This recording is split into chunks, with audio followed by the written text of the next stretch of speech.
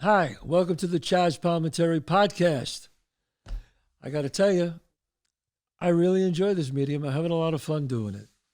I've always loved telling stories. I always loved giving life lessons. I always loved giving master classes in the art, in acting, writing, directing, filmmaking. So for me, this has just been a blast. I want to remind you all, if you like the content and you enjoy listening to me, please hit that subscribe button.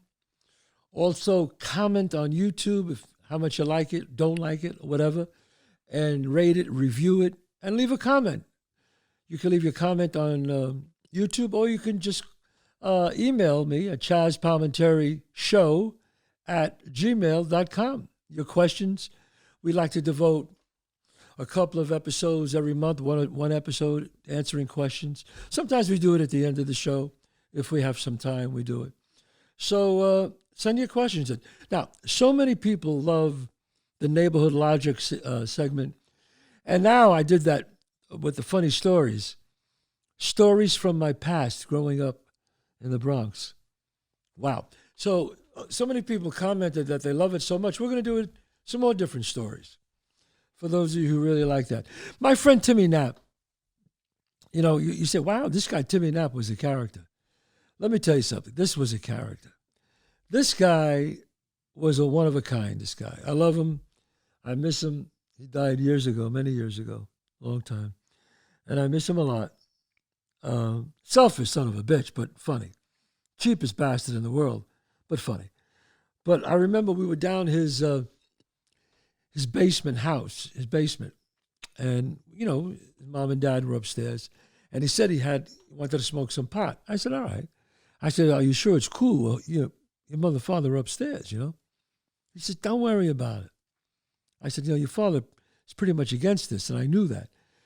He's not going to know nothing. So him and I started smoking pot, getting really high. Now, you got to remember, when I'm about to tell you what happened, we were high to go through this when you're high. Okay. What happened was we hear a door open. Boom.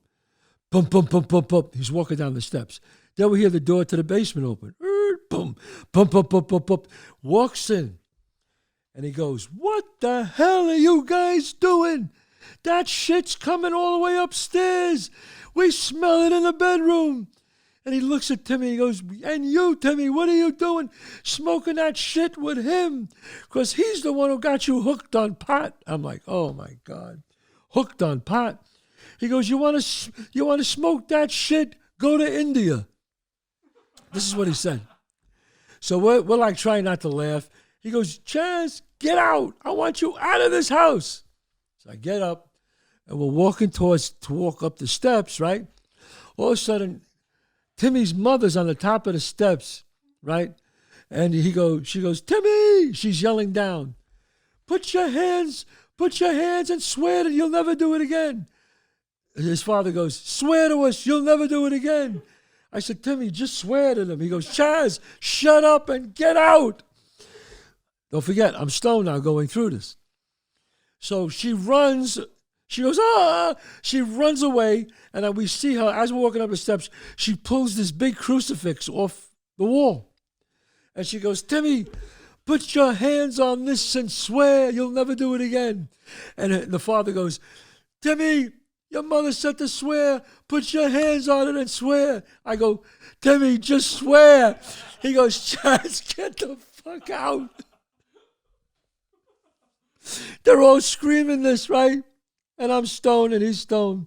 Finally, he goes, all right, Ma, all right. He throws his hands and head on the crucifix. And he goes, I swear to God, I'll never do it again. And all of a sudden, Al goes, he swore. And his mother goes, he swore. Thank God he swore. And all of a sudden I go, can I leave? Get the hell out. So they throw me out of the house. I walk out of the house and I'm walking down the street. And I'm like saying, what just happened? I can't believe what just happened, you know? So then he gave his word that he swore. He gave his word. So the next day, this is like the end of the story, but this is the punchline. I walk into our social club, And there's my friend Timmy smoking pot. I said, Timmy, you put your hands on a cross. You gave your word. You gave your word to your parents. You would never do it again. And he went like this. He's smoking a joint. He goes, my word's garbage.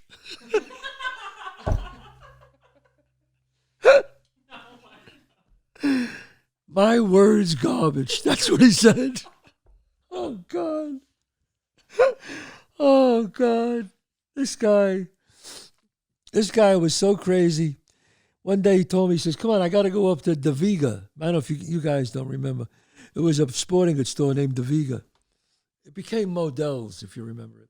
So we pull in front of Daviga. He goes, wait outside, keep the motor running.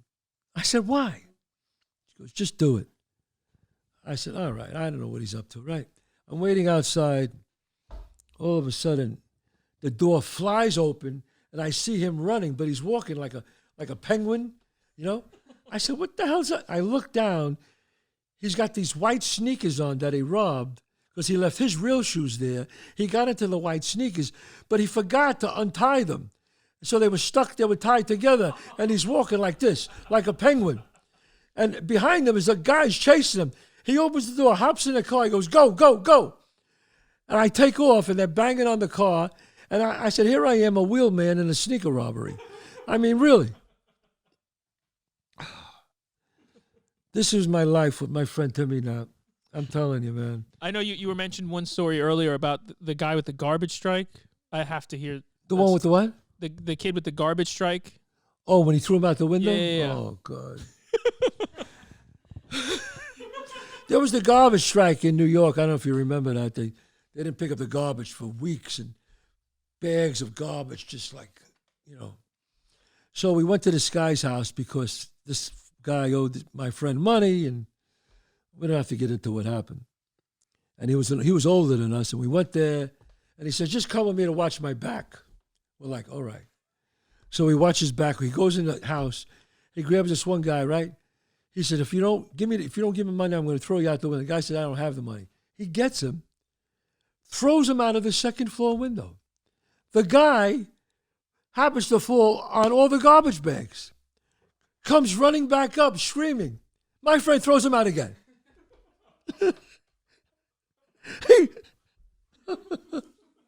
He threw the same guy out of the window twice, and the guy didn't run back up again. I mean, I'm telling you, this was like growing up in this time for me in the 50s and 60s. Was such a beautiful time. It was, and that's why I love sharing these stories with you and documenting them. A lot of these stories are in my movies, or in my scripts, and this is where I get it from. This is where I get these stories, just like in Bronx Tale and Sonny, and the things they did. I mean, around Christmas times, I had two friends, both named Nicky. I won't say their names because they're both dead now. They died. Wow. Good guys, but, you know, whatever. They would put on white shirts like salesmen and black ties, the skinny black ties back then, and they would walk into Sears. See, it was called Sears Roebuck back then. And they would just walk in like they worked there. They would take out a tray of, a rack of clothes, like the whole rack of clothes, and just walk right out with it. Just keep walking. Yeah, I will be right back. They talk to customers. Yeah, well, we're getting a new rack. Yeah. And walk right out. There's a van there. They would put the rack in the van and come right down to our neighborhood. They would swing open the door. I remember them swinging open the door going, hey, avoid the Christmas rush. And they would sell everything to the neighborhood. Women would buy dresses. Guys would buy jackets. And they would do this all the time. How they never got caught. I mean, the things we did and never got caught, I don't know. How I'm here today talking to you. And this is why I write all these stories down in my movies. So many of these stories couldn't make it in Bronx Tale, and I put some in the other movie, Faithful, and some in scripts that I did. But we would constantly, I remember we would throw cherry bombs. Remember cherry bombs? We would throw them across the roofs at each other. There was one crew on one roof, we were on the other roof, and we would throw them back and forth. And all of a sudden, it was so crazy, so nuts, that all the cop cars came zooming in onto the corner. And all of a sudden, they got out of the car, and they looked up at us and said, "You son of a bitches, stop throwing these. We're going to come up there and kick your asses." And at the same exact moment, the crew from that corner and the crew from this corner on two buildings, we all looked at each other. And I don't know, must have been like on the same wavelength. And we started throwing them down at the cops. And the cops are running through the cars, boom, boom, boom, diving at the cars, diving at the buildings. We ran down at the 5th floor. My friend Sal was there, Sally Slick. We went down and we dove into his house, and we shut the door, and we heard the cops running upstairs, yelling, "We know you're here. We're going to kick your asses." They knocked on the door, and his mother opened the door. She says, "No, there's nobody here." What are they going to do? They couldn't barge in. She closed the door, and we're laughing inside because we literally threw like 30 cherry bombs down at them, you know. So And a cherry bomb's like a firecracker. Oh, cherry bomb is loud. And the bad thing about a cherry bomb is when you throw it, when it hits, it just doesn't hit, it rolls. So it could hit and roll left or right. So it could follow you as you're running.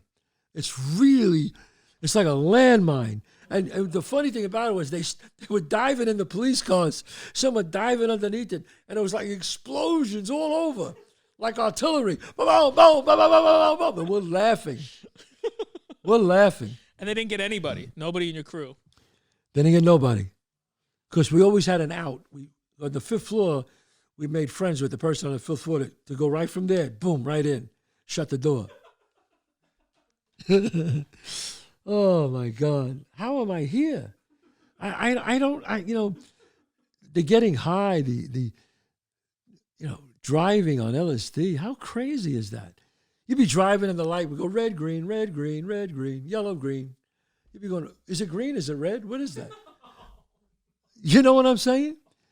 I mean, I remember once, me and my friend Bunny, you heard me talk about Bunny once, we were like really whacked out on LSD.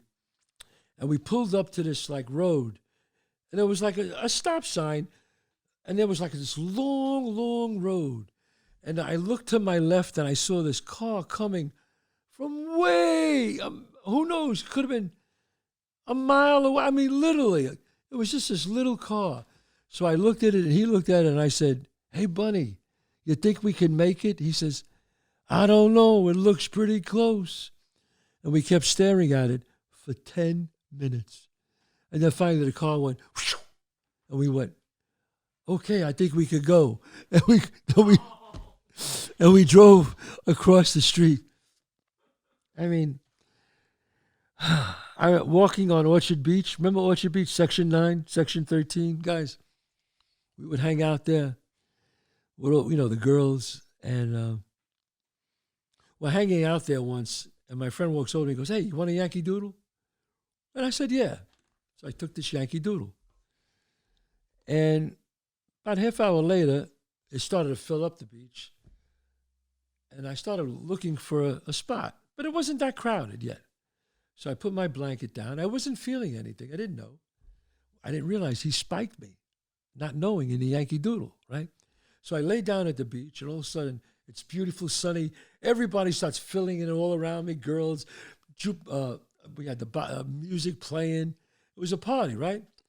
All of a sudden, I fell asleep, and I wake up, and I hear, "No!" Screams.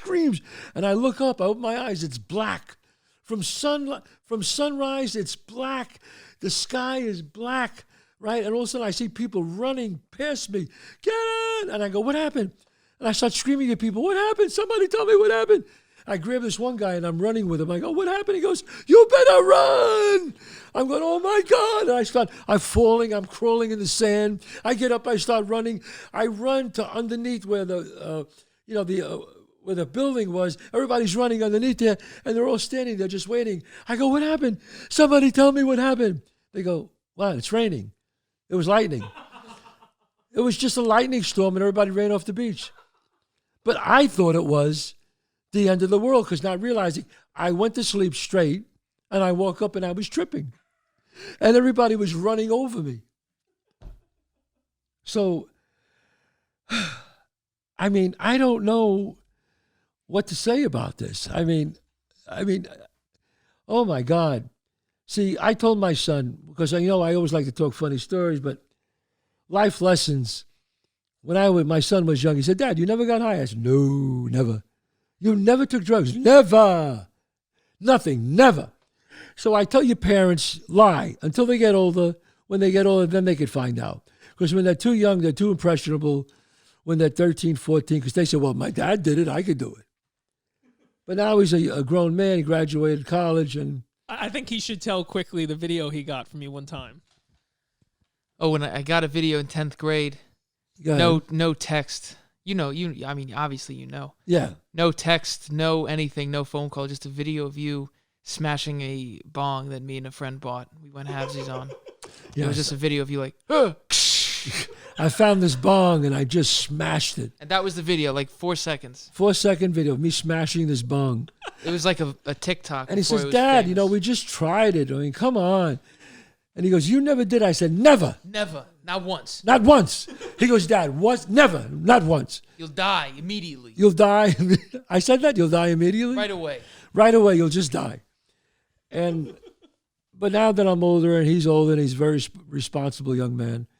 Now I do all the drugs I want. Don't say that. You do not. You don't do any drugs. No, never. No, I know you. No, I don't do any. Well, that's good. That's good because I worry about you. But I did worry about you. Now I don't worry about you no more. Yeah, he's good. Make him swear on a cross. Swear on the show. Somebody get a crucifix. We're going to make him swear on a cross. Gianna, he swore on a cross. I know, you do things crazy when you're young.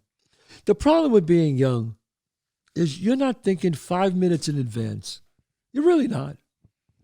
You're not thinking. I mean, like I told you the story about the kids in the car which I put in Bronx Tale, and where Sonny pulled me out, but he didn't pull me out. Actually, you know the story. I just didn't go in. But all kidding aside, I talk about these days, but it was stupid. I made it out okay. So this is a great story. Here's another one. I love telling these stories in our neighborhood stories segment. I was like, I don't know, maybe 16. And it was about 11, 12 o'clock at night. I'm living on 667 East 187. Now, maybe I was 18. Yeah, because my sister's older than me. And she was dating this guy. Wasn't from the neighborhood. And so all of a sudden, I wake up, my mother's screaming, my sister's screaming. I go, "What the hell happened?" And she says, my brother-in-law who passed on, but at that time they were kids and they were just dating. And she said, "Phil just is getting into a fight with some guys. Something happened." I go, "What? Phil, my Phil, your boyfriend? This is my neighborhood. Nobody messes with us. Wait a minute, I'll straighten this out." I'm like 17, 18 years old. I wake up, I'm getting dressed. My mother goes, "Don't start anything." My sister goes, don't make it worse. What are you going to do?" I said, "Leave me alone. I'm full of piss and vinegar. I'm going to straighten it all out, right?" I go running down the steps, 5 flights, right? I come out, I'm walking towards the middle of the street. There was like this 5 corners there. Artuzo's Bakeries right on the side. There was Nat's Toy Store, Lizzie's Drugstore on the bottom. And I'm walking right towards them. And I see my brother-in-law, well, then he wasn't my brother-in-law, my sister's boyfriend, going like this to this big guy. And this big guy's going like this to him. And I'm clearing the stuff out of my eyes. And I see who it is. This was the toughest guy in the neighborhood. I won't say his name. The toughest guy in the neighborhood. The most scariest guy you ever seen in your life. He looked like a refrigerator with a head. That's how big he was, okay? I said, "Oh, my God." And as the stuff starts clearing my eyes, I walk over to him. So he's over here, right? Phil is over here. This guy is over here. I walk right by my brother-in-law, get on the side of the guy from the neighborhood and go, "Hey, Phil, what'd you do?" He looks at me like, "What?" I took the side of the tough guy immediately. I said, "What did you do? You had to do something." He goes, "Chazz, are you on my side? I didn't do anything." "Never mind, you didn't do anything." What happened was, Phil got into an accident and hit him from the back. I started yelling at this guy. Of all the cars to hit, he had to hit this guy. But till this day, my sister and him, well, he passed on a few years ago. Great guy. A real hero in the war, in the Vietnam War. So always said to me, "Oh, really tough guy you are. Real tough guy you are, Chazz. When Phil needed you, whose side did you go on?" And we laugh at that. We laugh at that all the time because we were so crazy, man. I was like, "Hey, neighborhood logic, right? Come on. I'm going to take his side so we both get killed? I figured I'd save his life, right?" So I ended up saving his life. Yeah, the nuts in that neighborhood. My friend Muzzy. Oh, Muzzy. They called him Muzzy because he was like the war council. They called him Muzzy from Mussolini. The man was nuts, totally nuts. One day he says to me, I get a knock on the door. I'm with this girl in the social club. It's like 2 o'clock in the morning. We're there late at night, right? I hear a knock on the door. I go, "Who is it?" "Muzzy." I go, "Muzzy? Muzzy, what do you want?" "I'm with a girl." "I need to come in." I open the door. There he is. He goes, "Do me a favor. I got to do something. Leave the door open." I said, "What?" "Just leave the door open. I'll be right back. But don't lock the door." I said, "Okay." Me and this girl, we were getting into it. I got half my clothes off. Now I got to get dressed, right? And her and I get back on the couch and we start fooling around again. But I know why this guy wants me to leave the door open. God knows why. All of a sudden I hear 3 shots. Bam, bam, bam. And then I hear a guy running down the block, really loud. And all of a sudden he busts open the door, shuts the door, puts his back behind it. He's got a 38 snub nose in one hand and a meatball sandwich in the other. And he's eating the meatball sandwich and going, "Hey, I just shot the windows out of that guy's house. He owes me money. I fixed his ass." I'm like, "Are you out of your mind?" He shot the windows out of this guy's house. But in the meantime, he got himself a meatball sandwich in aluminum foil. He's eating it while he's running. And he runs into the club and we had to lock the door. The cops came and we had to sit there until all the cops left. I mean, be as it may, the girl, I never saw the girl again. She didn't want to see me no more. I mean, I love my old friends. But, don't get me wrong. A lot of my friends did very well. There was like a different type. It was like 2 different crews back then. The crazy guys, the good guys, but we all hung out together because that's the way it was. We all hung out on the corner. So a lot of my friends ended up, obviously, dead or in jail, but a lot of my friends ended up very successful in life. And those are the ones who really, had good mothers and fathers. And I think that's what's really important. I had good parents, and the ones that really made it and did very well all had good parents. A lot of the guys who didn't do well came from single-parent homes. I think they just couldn't control them. The neighborhood and the money and the drugs, the crime was too seductive for them. But if the successful guys, like my friend Phil, who passed on, and my friend Babes and Nikki and the other Nikki and my friend Dominic, all very successful now. And they became successful because they went to school, they went to college, and they all did the right thing. So I tell these stories not to glamorize them. I tell these stories for pure entertainment. It's fun. Would I want my children to do it? Absolutely not. Am I lucky to be here today? Yes. So I want to make sure that the young people who watch these things know that. It's like a cautionary tale. Because a lot of the guys didn't make it out, spent many years in jail, and lost their lives to crime and drugs. But it's always good to have a fun moment. And in every dark cloud, there's always a little light. So sometimes I have to talk about the light, but I have to talk about the dark so you'll understand the light.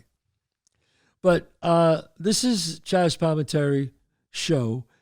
And it's, I love these segments of just neighborhood stories. It's a lot of fun. Please, if you have any questions, you know what to do. Hit the subscribe button. Go to YouTube. Comment on YouTube. Leave a message if you like. Review it if you like. It's always great to get feedback. You got some questions? I'll be more than happy to answer them. In our Neighborhood Logic segment, this is my fun segment about my neighborhood stories. It's like I love doing this because some episodes I teach about acting, writing, directing. It's like a master class with funny stories. So, God bless you all. You have a good day. Stay safe, and we'll talk soon.